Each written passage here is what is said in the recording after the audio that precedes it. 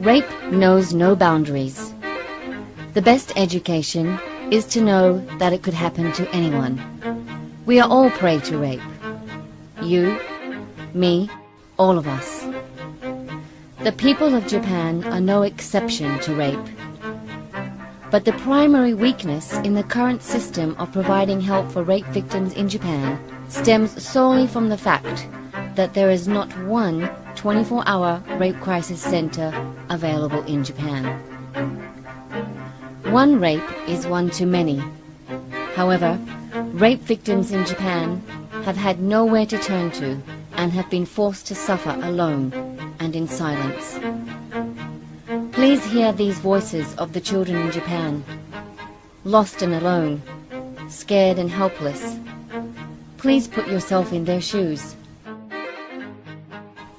Many sexual assault victims have been interviewed for this documentary, and 3 women courageously give their testimonies about how they were sexually assaulted. Rapists will rape in the morning and at night. Rapists will rape on weekdays and on weekends. Rapists do not take vacations.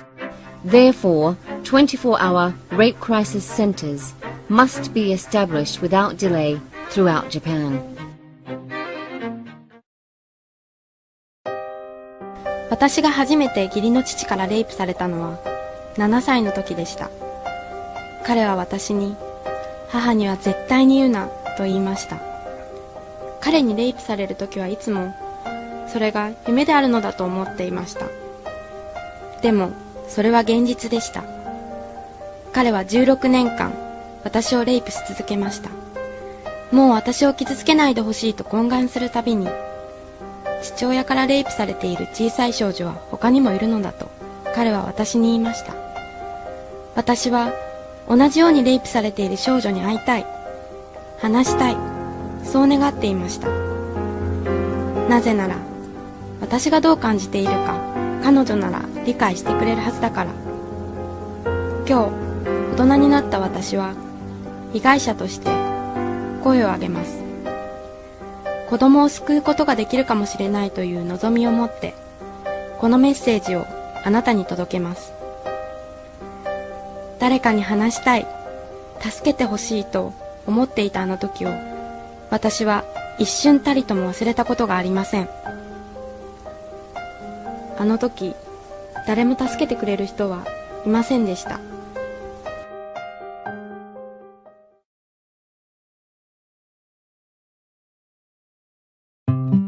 義理の祖父が私に性的な虐待をし始めた時、私はたった5歳の幼い女の子でした。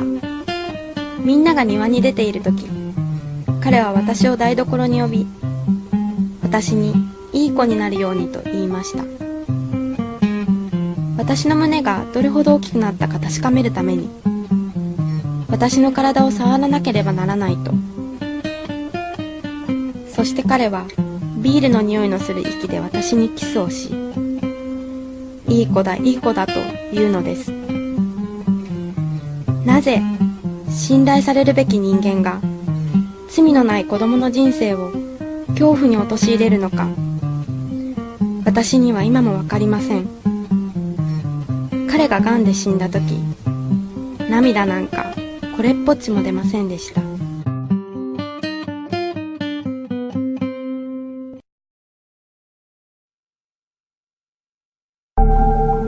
I am an adult victim of rape. I am speaking out for the children who have no voices. I was raped and went to the Japanese police to seek help. So sadly, they did not believe me. I had no underwear on because I had just been raped. The police made me look for the rapists.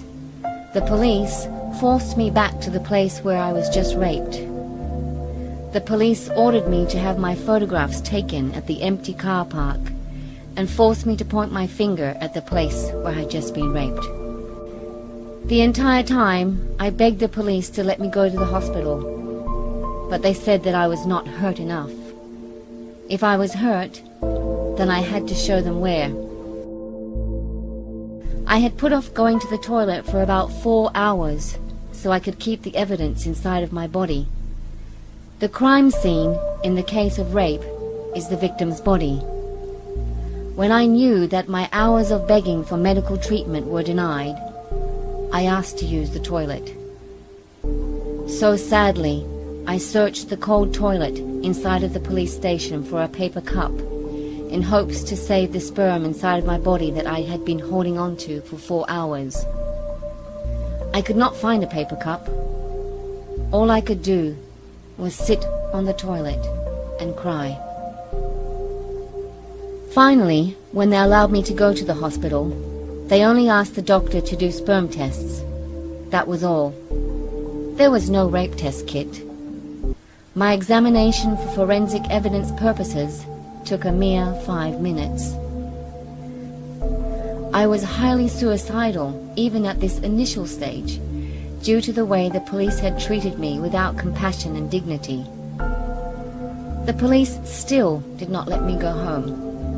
They interrogated me for another 3 hours, and then they finally told me that I could go that afternoon. I had not had anything to drink or eat. I was so exhausted to the point of collapse, and left the police station with the same clothes on that I had been raped in. 2 months later, I had to return to the police station for the purpose of reenactment photographs. In Japan, the rape victim must do reenactment photographs of the entire rape against them. Each and every position of the rape must be photographed. I could not even think about getting into these photographs like the police wanted me to. So I was made to be director of my own rape and directed a male and female police officer to take my place. I question, what child could reenact photographs for the police like this? These inhumane and outdated practices by the police of protocol reenactment photographs must be banned. No human being should be second-rate by police, and no victim, man, woman or child, should be traumatized.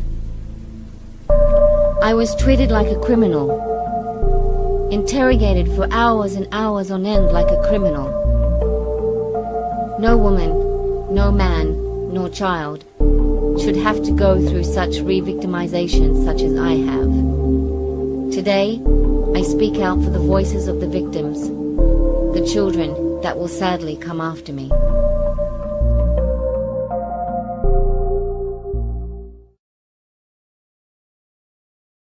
In conclusion, for Japan to be able to properly care for sexual assault victims, the hospital's procedures must be outlined and protocol.